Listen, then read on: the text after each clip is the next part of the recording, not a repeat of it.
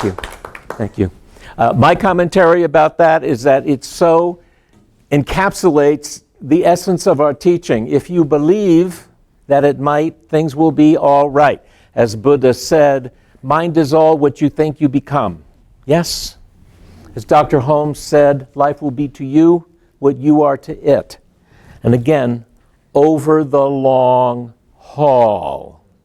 This is not magical thinking. This is over the long haul. That is the way life unfolds. I wanted to do something today which I've never done before, and do a commentary on something that Reverend Charles talked about a couple of weeks ago. If you were here, do you remember he sort of went in a sidebar and talked about that he and his mom had done some hard rock mining. They were gold miners for a while. And I'm seeing mysterious puppy-like looks. What? Oh? We don't remember that? It was an awesome sermon. And when he started talking about gold mining, I thought he was going to go one way, but he went another way with it, which I thought was fascinating.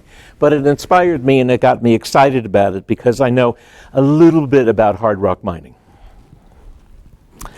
What Charles talked about was actually doing the intense manual labor of drilling holes for dynamite and blasting. This was a claim that had already existed. Where was this? Washington State or near Canada? Yeah. Yeah. And, hard rock mining is tough. It's a tough way to go. But what I know about hard rock mining and what I would like to share with you, and this is a metaphor for your spiritual practice, or I wouldn't be talking about it, is that, because of cartoons and because of literature and magical thinking, we think that, oh, yes, I'm going to be a gold miner. And magical thinking is what drove prospectors west. The gold rush in 1849 in California, in 1896 in the Yukon. There were hundreds of thousands of men who came from the east, because there wasn't, even in 1849, there wasn't all that much that was settled west of Ohio at that time. So they came, did I say something wrong? 1849. 49ers. Yeah. So they went west because they heard about the discovery of gold in our hills. And there were about 300,000 prospectors that went to California over a 10-year period. And when the Yukon, gold was discovered in the Yukon, there were about 100,000 people that went. And they went because they didn't think it was, what was the Kennedy line? We do hard things, we do things because, not because they are easy, but because they are hard. Well, people went gold mining because they thought it was going to be easy. Many of us begin a spiritual search because we think there's going to be an easy revelation. Respectfully, the foundation of much fundamentalist religion is that people think that if they follow rule A, B, and C, it will be done for them, rather than be done unto me as I believe and as I exert myself into the world. The actual way gold is found is not in great big chunks, the way it is in cartoons. That is almost a freak of nature. A gold nugget is almost a freak of nature. Most of it is fine grains and flakes of gold that is buried mostly in quartz. Something that is called a bonanza of a gold find, and that is a gold mining expression, that's where it comes from. A bonanza, a motherlode, is something that is 0.2% of a ton of rock. That would be like an Oreo cookie, out of 2 tons of rock. 1 Oreo cookie out of 2 tons of rock. So much of gold mining is drilling and dynamiting and blasting, and then grinding and grinding and grinding and grinding until these teeny tiny little flakes are revealed, melted together in gold bars. You know, we see gold bars and we think, oh, that'd be nice to go find a couple of those. They don't exist. Gold exists as things smaller than a grain of salt. Did people get rich during the gold rushes? No, they did not. There were two fortunes that were made in the California gold rush. One was a fellow named George Hearst. And George Hearst acquired a lot of already discovered properties with undue influence. Like if somebody found gold, he took it. And he got immensely wealthy, and he bought a little newspaper in San Francisco, and he gave it to his son, who was William Randolph Hearst. And that great fortune still exists. And the person who made a lot of money in the gold rush was a Jewish German immigrant who was a tailor, and his name was Levi Strauss. And he made money by coming up with an idea of having pants, dungarees they used to call them, for miners. And that fortune and the Hearst fortune pretty much established San Francisco as a city. What happened to the other people? 70, 80% of them died or gave up or were killed. And most of the money was squandered on wine, women, and song. Because these were not people that had a consciousness of prosperity or responsibility. They were driven by magical thinking about, I'm going to get rich quick and easy, and then I'll have all the money in the world to waste rather than to use. All of us at some point were prospecting for a God that made sense to us. All of us were stuck in some back east rut where the world that we talked about didn't make sense to us, or we couldn't find a way to apply it. You know, one of the things that I so respect about the unity tradition is that there's an alternative way to look at the teachings of Jesus, but the Fillmores who started this in the 1890s, they didn't expect you to stop going to your regular church either. This was simply a value add on top of existing culture. But many of us went out prospecting, and then when we heard this clearly for the first time, we all got very excited. And we think, oh gosh, it's so easy. All I have to do is think about what I want and it will magically appear. How did that work for anybody here? Yeah, it doesn't. It doesn't work for anybody because it still requires deep adult work. I don't want to beat the metaphor to death, but it takes exploring. It takes endless searching. It takes sacrifice, maybe, for you to leave the faith you were born into. And maybe it might lead you back to the faith you were born into. But it takes digging, it takes unearthing, and it takes blasting away things that don't work for you, which is ultimately going to be magical thinking. And in the sifting and sifting and sifting through, we find, oh, there is such a thing as God within.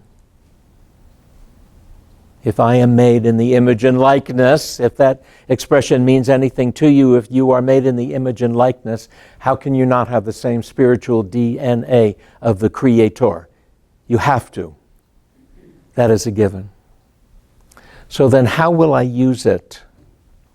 How will I use this gold this gold standard that I have found and refined. And will I use it for good, or will I squander it? I came into this teaching at a time of enormous health crisis in America, and there were a lot of fellas that were looking to get right with God, and that was certainly part of a motivation on my part. But it had so much effect on my life, mostly realizing that if it's going to be, it's up to me. Who said that? That was Robert Schuller's thing. If it's going to be, it's up to me. And how that happens is the great mystery that we call God. I don't know how it happens.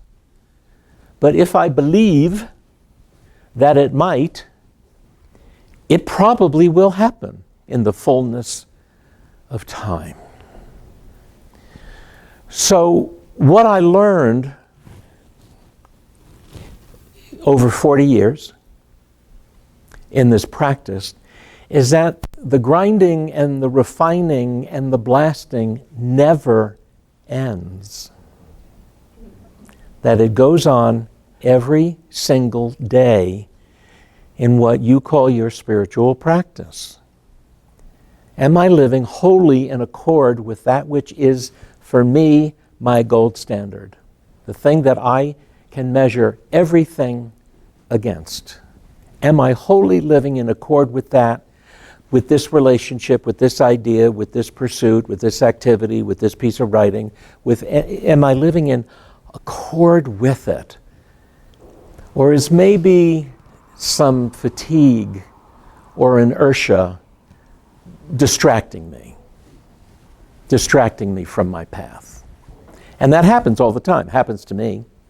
Happens to me. It happens to you. I know that. Hello, Miss Mary. Everybody say, hi, Mary. Hi, Mary. Okay. Friendly greeting. The gold standard teaching that I learned here is that life will be to me what I am to it. Dr. Holmes wrote that in, what's the book we love? This Thing Called You. Life will be to me what I am to it. And that's a contemporary translation from the book of Job. When Job says, you will decide on a matter, it will be established for you, and light will shine on your way. That's a really old teaching. You will decide on a matter, it will be established for you, and light will shine on your way. Well, where does the light come from? I don't know, but God. But God. And how will it be established for me? I don't know. But I know that I am first cause in the creative process. That what I say, what I think, must come first.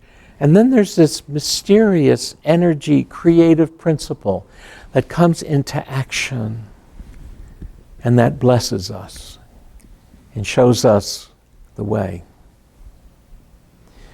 Through my practice sidebar, I decided maybe 35 years ago, 35 years ago, that I would enter into this work.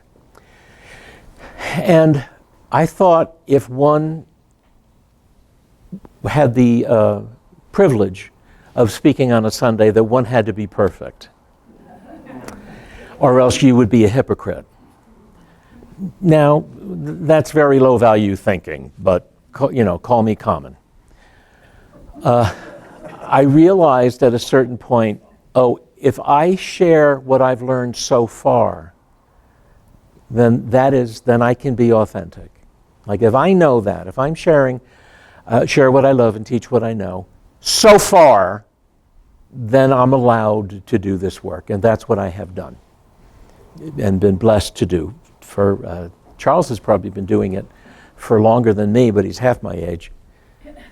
But he started as a child preacher. And in the beginning, having done my prospecting and my exploring and my digging and my blasting and my refining, life was no longer a riddle or a punishment. Those were really, really, really big changes for me. I didn't think that life was against me.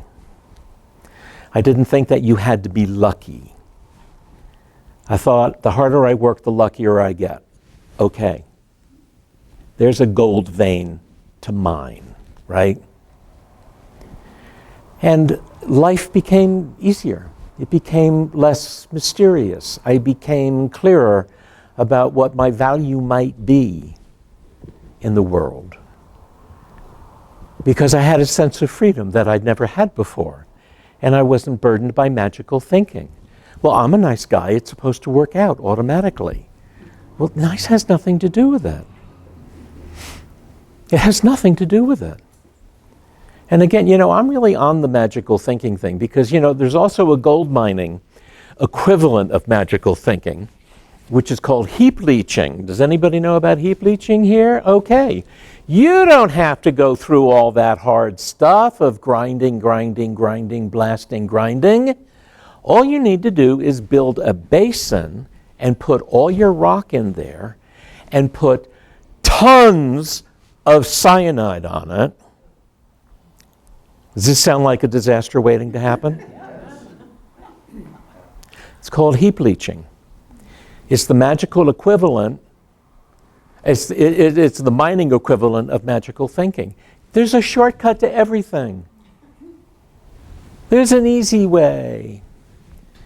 And I happen to know a lot about it because one of my closest and most important friends in my life came from a gold mining family.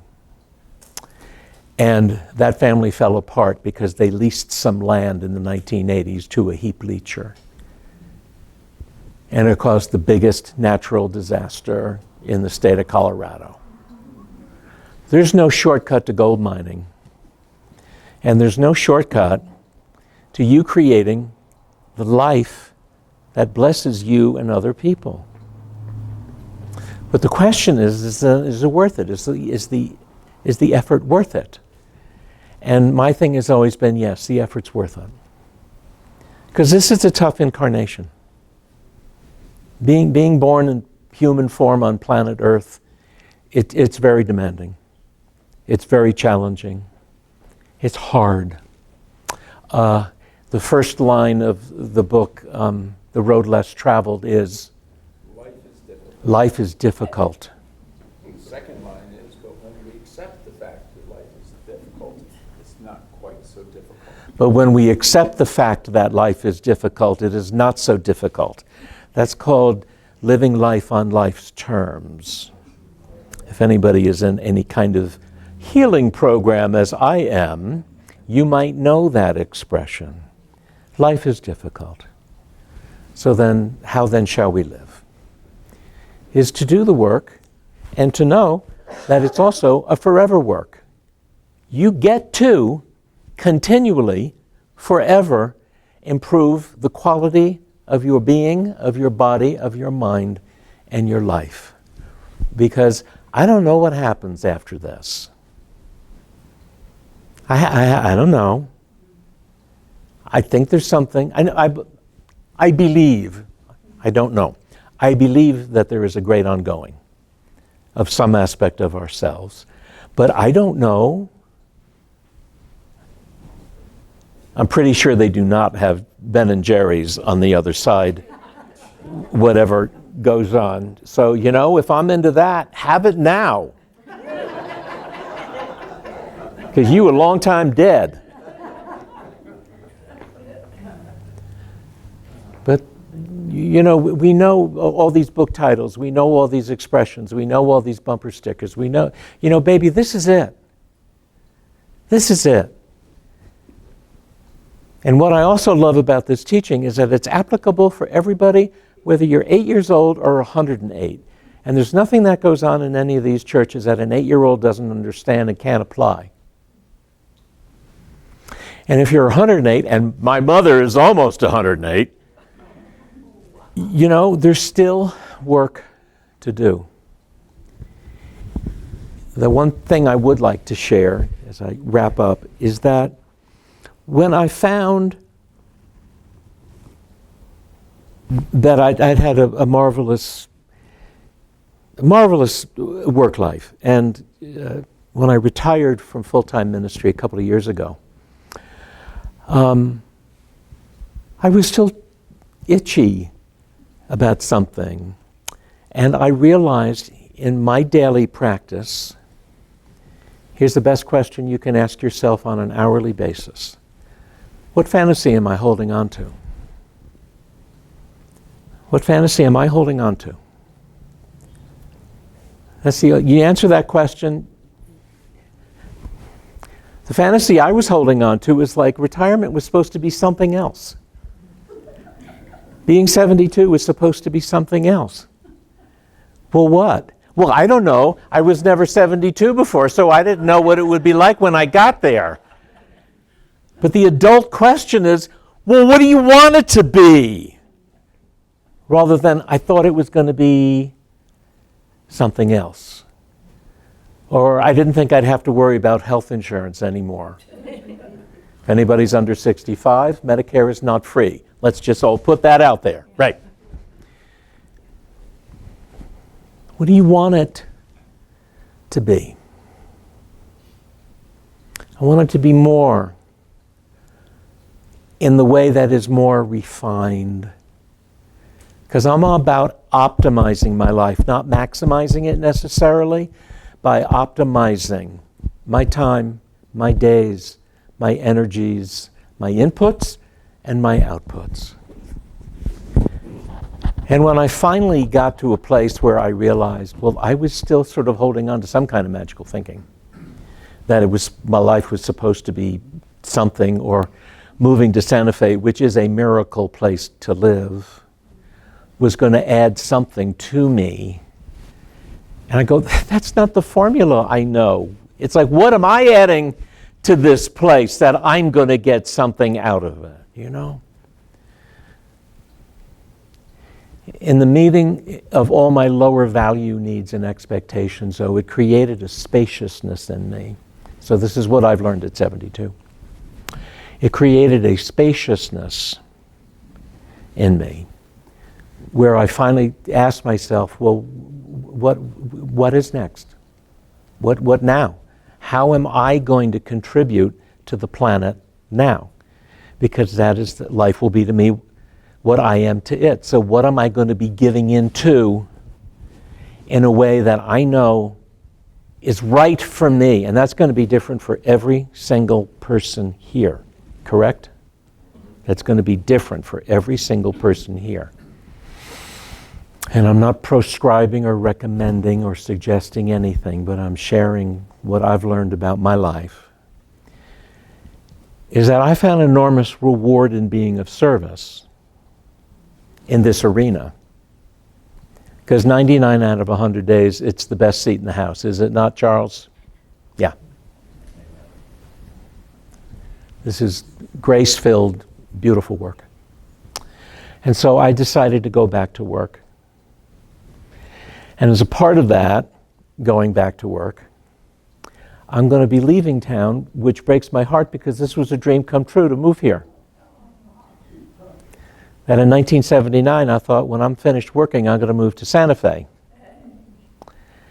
And in the spaciousness that was created in my spiritual work, I realized, I wasn't finished working. And that there is some way for me to contribute still. And I don't mind telling you, it's delightful to feel that you still got something to give and to be wanted. So I will be moving to Kalamazoo, Michigan. Yeah.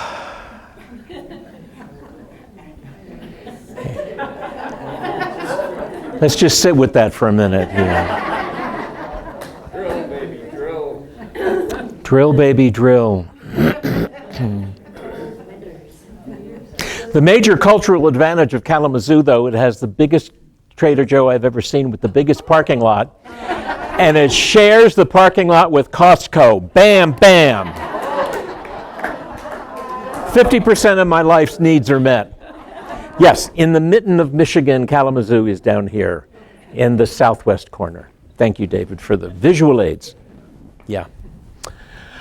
So I will be moving there very, very soon. And I will miss this beloved community very much. And one final note is that what we know in spiritual work, this is consistent through all the Jesus teachings, is that it will be unto me as I believe, so I better get busy believing. Yeah, because time is limited here. But Reverend Charles is a pretty rich vein of gold. Yeah. And what he knows and what I know and what you should know is that, we can't do anything for you, but remind you that it's worth it. That the effort is worth it. And it becomes easier over time, less mysterious. There are answers to riddles that we thought were unsolvable. There are healings that are unexplained that happened in body, mind, and soul. And the gold, I will tell you, that Charles has offered me is not only professional and personal friendship and companionship, but he's got the excitement of a magical thinking prospector when he talks about our teaching. But he knows that it is hard work and it is grinding all the time. But the physical enthusiasm he has is the thing that has encouraged me, maybe the thing that encouraged me to finally get back on my saddle. When, frankly, maybe I thought I was too old to run a church again. Okay. So, Charles, I want to thank you for demonstrating real, authentic enthusiasm for the possibility of living, and knowing that promise of living will be fulfilled to the degree that we are faithful to our part. So let's conclude in a moment of prayer. I invite you to close your eyes if you want. If you don't want to, you don't have to, for crying out loud, because you're the adult supervision of your own life. But no.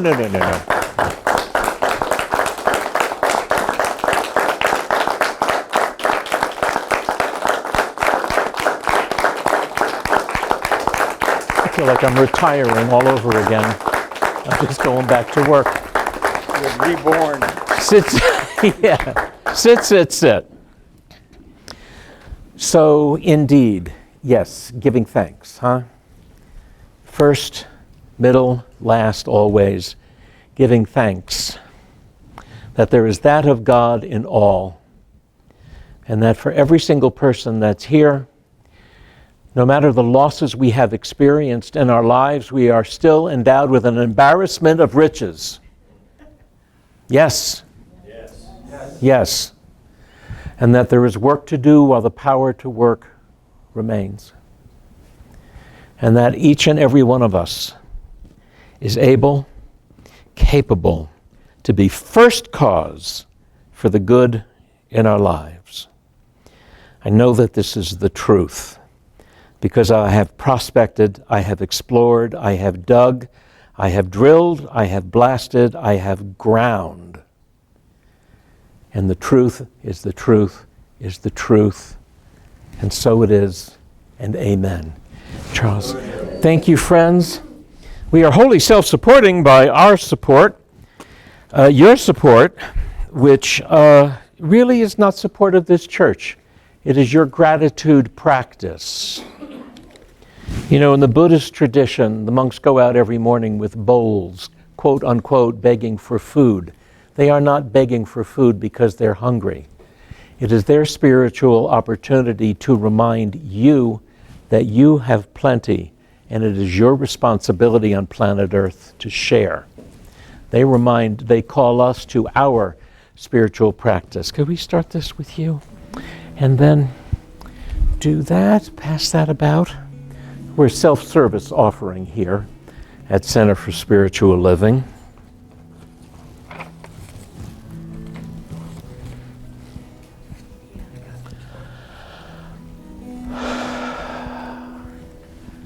There's coffee, deviled eggs, and famous Amos chocolate chip cookies in the other room.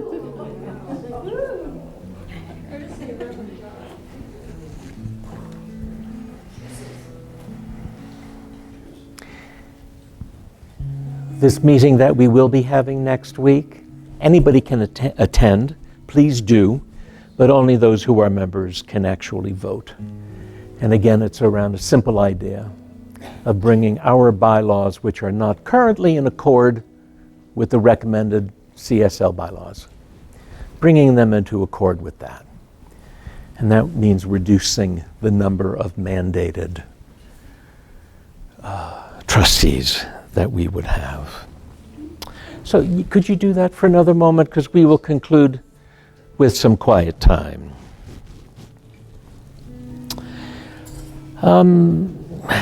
Tales from the Hasidic rabbis. During the Middle Ages, there was a Hasidic rabbi, I believe in now what is Romania, and his name was Zuzza, Rabbi Zuzza, Z-U-Z-A. And his teaching to us was, in the days to come, when we meet Creator, Creator will not say to me, Zuzza, why were you not Moses? Creator will say to me, Zuzza, why were you not Zuzza?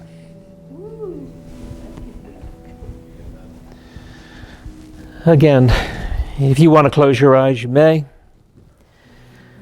But the gift we are given is a gift of individuality. God, the Creator, has stamped potential on every one of us to bring something utterly unique into existence in this planet by means of us. How will you do that?